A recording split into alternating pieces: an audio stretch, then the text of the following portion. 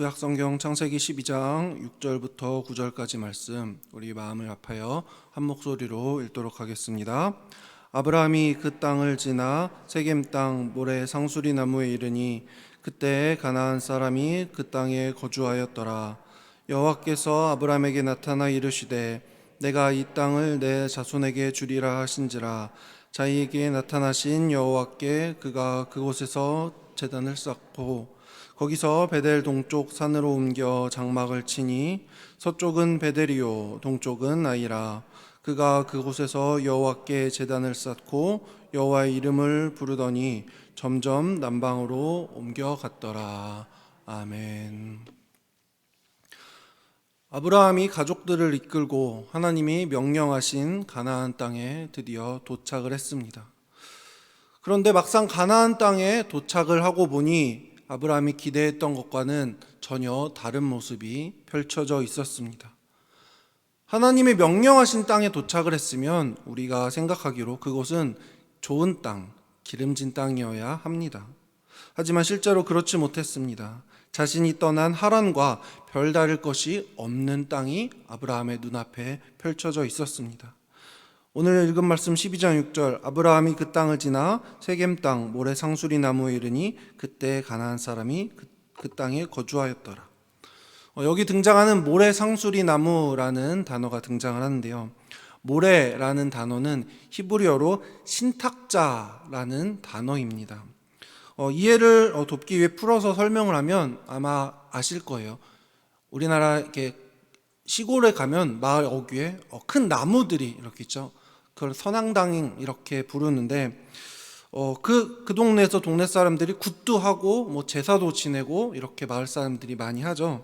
마을 지내를 지내던 것이 바로 오늘 본문에 등장하는 모래 상수리 나무다라고 이해를 하시면 이해가 빠르실 거예요. 상수리 나무에서 제사를 지냈다는 증거가 호세아서에 나와 있습니다. 호세아 4장 13절에 보면 그들이 산 꼭대기에서 제사를 드리며 작은 산 위에서 분향하되 참나무와 버드나무와 상수리 나무 아래에서 하니 이는 그 나무 그늘이 좋음이라.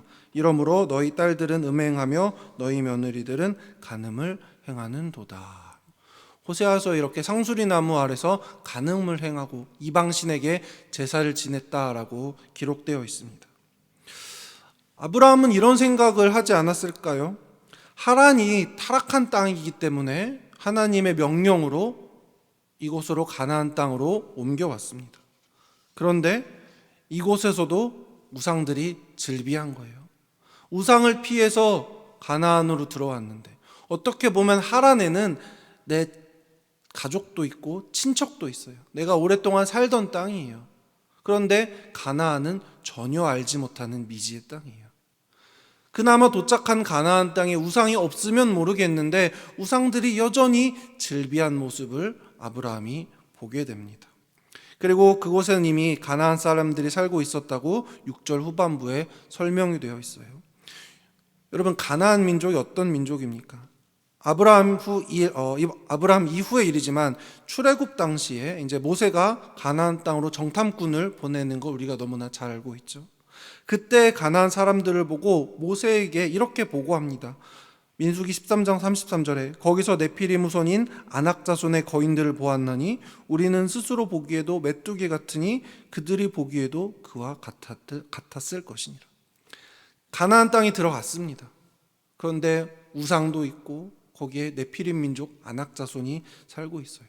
아낙 자손은 골리앗의 선족격이에요.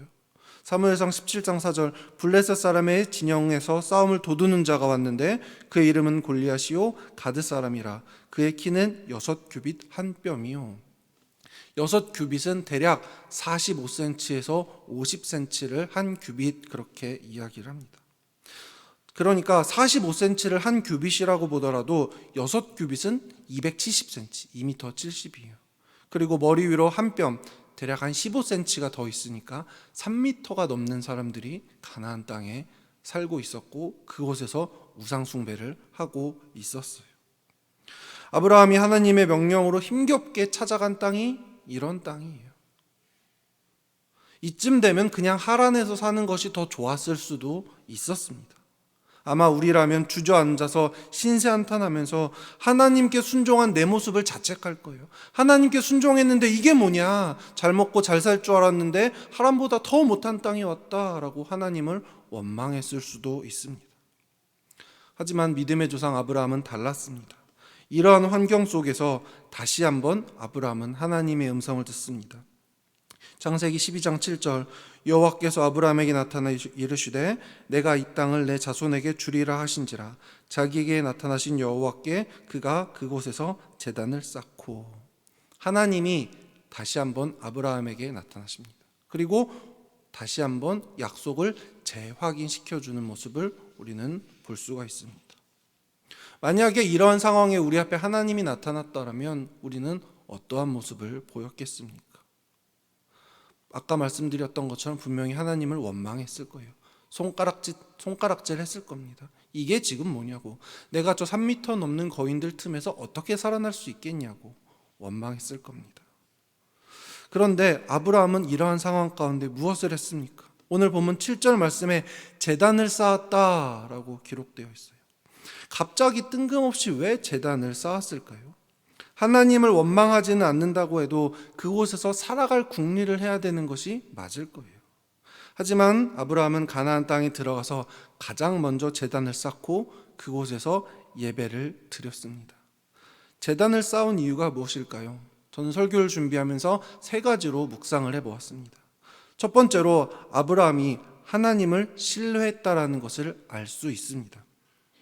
아브라함 눈에는 하란보다 훨씬 더 못해 보이는 땅, 그럼에도 불구하고 이곳에서 새로운 역사를 시작할 하나님을 기대하고 신뢰했음을 우리는 알아야 합니다. 지금 내 눈에 보이는 상황이 어렵다고 힘들다고 불평불만한들 무엇이 달라지겠습니까? 지금 있는 상황에 만족할 줄 알아야 하는 것이에요. 불평불만한다면 하나님에 대한 믿음만 흔들릴 뿐입니다. 그리고 두 번째로는 감사의 의미입니다. 앞으로 아마 제가 설교단에 올라가면 이런 말을 자주 할 것이에요. 감사 조건이 없는 감사는 크리스찬이 아니더라도 얼마든지 할 수 있습니다. 내 몸이 건강하고 내 통장에 잔고가 가득하고 내 자식이 탄탄대로를 걷고 있는 상황이라면 예수님을 모르는 사람도 얼마든지 감사할 수 있습니다. 하지만 진정한 크리스찬이라면 감사거리가 없는 가운데 감사를 찾아내는 것이 진정한 크리스찬입니다. 그럼에도 불구하고 아브라함은 하나님께 예배를 드리고 있는 거예요. 감사거리가 아무것도 없습니다. 하지만 제단을 쌓고 아브라함은 그곳에서 예배를 드리고 있습니다. 그리고 세 번째 의미는 내 삶의 우선순위는 하나님이다라고 고백하는 것이에요. 얼마 전 담임 목사님께서 새벽에 신명기를 말씀하시면서 다듬지 않은 돌, 정을되지 않은 돌에 대해서 말씀을 나눠주셨습니다. 그러면서 목사님께서는 이런 말씀을 하셨어요. 하나님이 원하시는 것은 화려함을 원하는 것이 아니다. 정으로 다듬지 않아도 그곳에 진심이 있는 예배를 하나님이 원하셨기 때문에 하나님은 다듬지 않은 돌로 제단을 만들기 원하셨다라고 담임 목사님께서 말씀해 주셨습니다. 저는 그 말씀을 묵상하면서 또 다른 깨달음 한 가지가 생겼습니다. 바로 다듬지 않은 돌이 의미하는 것은 내 삶의 최고의 우선순위가 하나님이라는 고백이에요. 지금도 돌을 다듬는 것은 절대 쉬운 일이 아니에요. 단단한 돌을 자르고 쪼개는 것이 현대 과학기술로도 쉽지만은 않은 일이에요. 하물며 수천 년 전에 돌을 다듬는다는 것은 지금보다 더 어려웠을 거예요. 즉 제단을 만들기 위해서 돌을 다듬으면서 내가 먹고 자고 입고 해야 할 의식주를 갖춰야 되는 거예요. 즉 제단이 만들어지기 전에 내가 돌을 다듬으면서 거주해야 할 집이 만들어지고요. 불을 피워야 될 화로가 만들어지는 것이에요. 즉 예배보다 내 의식주를 먼저 챙겨야 하는 상황이 되는 것이에요. 즉 다듬지 않은 돌로 무엇인가를 한다고 그러면 오랜 시간이 걸립니다. 하지만 다듬지 않은 돌로 제단을 만든다면 그런 거 다 필요 없이 제단을 가장 우선순위로 만들 수가 있습니다. 즉 내 삶 가운데 우선순위가 예배가 되는 것입니다. 만일 저였다면 제단보다 가나안 민족으로부터 내 목숨을 지켜줄 울타리를 먼저 만들었을 거예요. 그리고 그 다음에 제단을 만들었을 겁니다. 내 목숨이 하나님보다 더 중요했기 때문이에요. 하지만 아브라함은 그렇게 하지 않았습니다. 제단을 먼저 만들었습니다. 그리고 아브라함이 약속의 땅에 도착해서 한 일이 한 가지가 더 있는데 8절에 기록되어 있습니다. 거기서 베델 동쪽 산으로 옮겨 장막을 치니 서쪽은 베델이요 동쪽은 아이라. 그가 그곳에서 여호와께 제단을 쌓고 여호와의 이름을 부르더니. 그곳에서 여호와의 이름을 불렀습니다. 제가 앞서 말씀드리기로 상수리 나무는 우상 숭배가 이루어진 곳이다 라고 말씀을 드렸습니다. 바로 그곳 건너편에 아브라함은 제단을 쌓고 하나님께 예배드릴 터를 만든 것이에요. 한쪽에는 우상 숭배하고 있고 한쪽에는 하나님을 예배할 터를 만든 것이에요. 어찌 보면 선전포고와도 같습니다. 너희 가나안 족속들아, 너네가 섬기는 신들은 헛된 신이다. 이곳에서 내가 하나님께 예배하는데 이곳에서 헛된 신을 버리고 하나님을 예배해야 한다라고 아브라함은 그들에게 이야기하고 있는 거예요. 키가 3m나 되는 거인들에게 이야기를 하고 있는 것입니다. 구약에도 이와 비슷한 사건이 나와 있죠. 우리가 너무나도 잘 아는 열왕기상 말씀이죠. 하늘에서 불을 내린 엘리야의 사건이에요.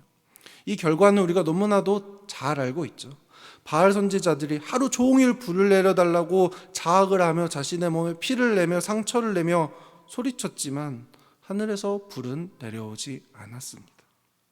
엘리야의 기도 한 번에 불이 내려와 모든 번제물을 다 태워버렸습니다. 열왕기상 18장 37에서 38절 여호와여 내게 응답하소서 내게 응답하소서 이 백성에게 주 여호와는 하나님이신 것과 주는 그들의 마음을 되돌이키심을 알게 하옵소서 하매 이에 여호와의 불이 내려와 번제물과 나무와 돌과 흙을 태우고 또 도랑에 물을 핥은지라. 이것이 아브라함의 또 하나의 도전이었어요. 자신이 거주하던 지역을 떠나 새로운 것에 정착한 것이 도전이었다면 이방신들과 함께 이방신들을 배척하고 하나님을 예배한 것, 그것이 아브라함의 또 다른 도전이었습니다. 우리는 항상 도전이라고 하면 도전 후에 있을 우리가 누릴 것에 대한 기대감으로 항상 가득 차 있어요. 다이어트를 도전한다고 하면 다이어트 후에 멋지게 될 내 몸매를 기대합니다. 그래서 억지로 먹고 싶은 거 참고 억지로 운동하잖아요. 아니면 자격증 시험에 도전한다고 하면 그 자격증을 취득했을 때 내가 누릴 수 있는 것들, 그것을 기대하면서 졸린 눈 비벼가며 자격증을 공부합니다. 즉 무엇인가 내가 세상에서 좋은 것, 유익한 것을 기대하면서 도전을 하는 거예요. 내가 얻을 행복을 바라고 있는 것이에요. 하지만 아브라함은 가나안에 발을 디뎠던 그 순간 내가 받을 복을 먼저 기대하지 않았어요. 내 눈앞에 펼쳐진 상황은 더 어려웠지만 그 어려움 가운데 아브라함은 제단을 쌓고 우상을 숭배하는 상수리 나무 옆에서 하나님을 예배했고 하나님의 이름을 불렀다고 성경은 기록하고 있습니다. 아브라함의 이런 행동으로 여호와 하나님의 이름이 선포되는 너무나 놀라운 결과가 일어났습니다. 아브라함의 이런 행동으로 하나님의 이름을 듣지도 못하고 알지도 못했던 가나안 땅에서 하나님의 이름이 울려 퍼지기 시작했습니다. 창세기 12장 2절 내가 너로 큰 민족을 이루고 내게 복을 주어 내 이름을 창대하게 하리니 너는 복이 될지라. 아브라함의 이름을 크고 창대하게 하시겠다고 하나님이 먼저 아브라함에게 약속을 했죠. 하지만 아직 아브라함의 이름이 커지진 않았어요. 창대해지지 않았습니다. 하지만 아브라함이 먼저 하나님의 이름을 가나안 땅에 전했다라는 것입니다. 우리는 하나님이 나에게 해주셨던 약속, 축복만을 기대하는 것이 아니라 내가 하나님의 마음을 기쁘게 하는 것이 어떤 것이 있을까 먼저 찾아보아야 합니다. 잠언 25장 13절 충성된 사자는 그를 보낸 이에게 마치 추수하는 날의 얼음 냉수 같아서 능히 그 주인의 마음을 시원하게 하느니라. 강한 햇빛이 내리쬐는 가을 들판에서 추수하는 추수꾼에게 얼음 냉수는 최고의 선물이 되지 않습니까? 하나님은 이러한 사람을 찾으시는 거예요. 하나님께 충성되게 행했을 때 내가 받을 복을 셈하는 것이 아니라 주인의 마음, 즉 주님의 마음을 시원하게, 하나님의 마음을 흡족하게 만드는 사람을 주님은 찾고 계신다라는 거예요. 아브라함은 하나님의 마음을 시원하게 만드는 귀한 그리스도인이었습니다. 우리도 아브라함의 이러한 도전을 보고 배울 필요가 있어요. 어려운 상황 가운데 교회를 선택한 것은 분명히 칭찬받아 마땅한 일입니다. 하지만 내가 교회에 온 동기가 중요해요. 내 삶의 문제를 해결하고 교회에 왔는지, 아니면 단순히 그냥 내가 잘 먹고 잘 살고 평안하게 살기 위해서 교회에 왔는지. 아브라함은 가나안 땅에 도착해서 이제 약속대로 내가 이것을 행했으니까 이 복을 주세요라고 하나님께 먼저 요구하지 않았어요. 아브라함은 자신이 해야 될 것을 먼저 가나안 땅에서 행하였어요. 물론 믿음의 처음부터 이러한 감사를 올려드리는 것 분명히 쉽지 않습니다. 아니, 불가능합니다. 처음에 교회를 발을 디디게 된 이유는 내 삶 가운데 문제가 있어서 이 문제를 해결받기 위해서 분명히 교회에 오셨을 거예요. 하지만 이것은 신앙의 초창기에는 허용이 되는 모습이에요. 하지만 10년, 20년, 30년 가까이 신앙생활을 해왔음에도 불구하고 내가 하나님께 올려드릴 것을 찾지 않고 받기만을 원한다면 우리의 모습을 되돌아볼 필요가 있어요. 어린아이도 어릴 때에는 부모님께 받는 것을 당연하게 생각합니다. 하지만 나이가 들고 성장함에 따라 부모에게 아이는 효도를 해야 합니다. 나이가 들었음에도 불구하고 아직도 부모에게 받을 것을 기대하는 사람이 있다면 분명히 그 사람은 미성숙한 사람이며 다른 사람들의 마음을 불편하게 하고 손가락질 받게 되는 거예요. 어린아이 때는 어려움이 왔을 때 부모에게 손을 벌리는 것이 당연합니다. 하지만 성장했다면 내 스스로 그 문제를 해결할 줄도 알아야 돼요. 어렵더라도 문제를 해결하는 과정 가운데 성장하는 나의 모습을 발견할 수 있기 때문이에요. 저는 오늘 설교의 제목을 굴복하지 않는 믿음 이렇게 지었습니다. 아브라함은 자신의 환경에 굴복하지 않았어요. 환경보다 더 크신 하나님을 바라보았습니다. 이것이 도전하는 사람이 가져야 할 마음이에요. 성도 여러분, 이제 다음 주부터면 이제 특별 새벽 기도가 시작이 돼요. 성도님들 가운데는 이런 생각을 하실 거예요. 40일을 어떻게 해? 다른 교회는 일주일만 한다던데, 고난주간만 한다던데 왜 우리 교회는 40일씩이나 해서 이렇게 피곤하게 만드나? 분명히 그런 마음을 가진 성도님들도 계실 거예요. 물론 40일 새벽 하는 거 어렵습니다. 쉽지만은 않은 일이에요. 그런데 왜 그렇게 생각하는 줄 아십니까? 내가 하려고 해서 그래요. 내가 핸드폰 알람 맞춰놓고 내가 하려고 해서 합니다. 하나님과 동행한다면 내가 생각한 만큼 그렇게 어렵지는 않을 거예요. 여러분, 중간에 한 번 빠지면 어때요? 2번 빠지면 어떻습니까? 3번 빠지면 어때요? 제가 아브라함에 대해서 계속 이야기를 하고 있지만 정말 위대한 사람이라고 이야기하지만 아브라함도 중간에 실수하지 않았습니까? 자신의 목숨을 구하기 위해서 아내를 누이라고 거짓말하기도 했어요. 이삭 전에 다른 아이를 생산하기도 했어요. 하물며 우리가 새벽기도 1번, 2번 빠지는 게 뭐 그리 대수겠습니까? 23년도에 빠져서 성공을 못했다라고 하면 우리에게는 24년도가 있습니다. 24년도에도 성공 못했다면 25년도도 있어요. 도전하는 것이 중요한 것이에요. 우리나라 속담에 시작이 반이다라는 말도 있지 않습니까? 이미 특세를 하기로 마음 먹은 그 순간부터 여러분은 20일치는 채우고 시작한 것이에요. 한 가지 더 바라기는 사순절 특별 새벽기도를 통해 물론 나에게 큰 은혜를 주시겠지만 단순히 내가 은혜만을 바라는 것이 아니라 아브라함이 그랬던 것처럼 지금 내 상황이 어렵고 힘들지만 찬양과 경배를 올려드린 것처럼 그렇다면 나는 40일 동안 하나님께 무엇을 올려드릴 수 있을까 한번 고민해 보았으면 좋겠어요. 이런 마음으로 사순절 특별 새벽기도에 임한다면 분명히 주님은 우리에게 더 큰 은혜를 베풀어 주실 줄로 믿습니다. 제가 라디오에서 들은 사연 하나 말씀드리면서 오늘 설교를 마무리하도록 하겠습니다. 제가 운전 중에 라디오를 듣는데 이런 사연이 왔어요. 어린아이가 보낸 사연이었습니다. 엄마랑 지하철 에스컬레이터를 타면 엄마는 에스컬레이터 손잡이를 잡지 말라고 해요. 엄마 손을 잡으라고 합니다. 그런데 지하철에는 손잡이를 잡으라는 안내 문구가 써 있습니다. 저는 엄마 말을 들어야 할까요? 아니면 안내 문구를 따라야 할까요? 만약에 성도님들이라면 어떠한 답을 내리시겠습니까? 여기서 라디오 진행자는 정말 확실하고 간단한 답을 주었어요. 밥 주는 사람 말 들어야 됩니다. 그리고 덧붙여서 이야기합니다. 에스컬레이터는 길어야 1분입니다. 하지만 부모님은 나와 평생을 함께합니다. 그렇다면 답은 정해져 있습니다. 엄마 말 들으시면 됩니다. 우리도 세상을 살다 보면 세상에서 이래라 저래라 많은 우리의 요구사항들이 옵니다.